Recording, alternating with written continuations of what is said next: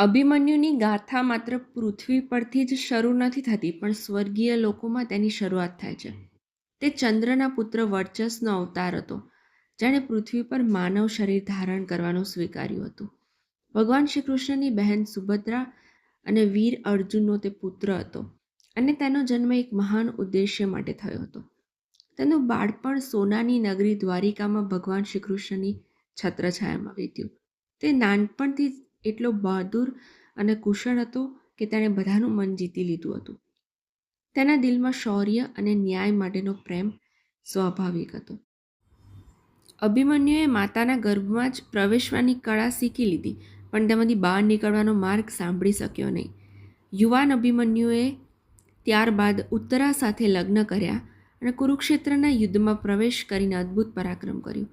પાંડવોની મુશ્કેલીના સમયે તેણે ચક્રવ્યૂહમાં પ્રવેશ કર્યો અને હિંમતપૂર્વક લડતા લડતા વીરગતિ પામ્યો. આજે પણ તેની બહાદુરીને યાદ કરવામાં આવે છે.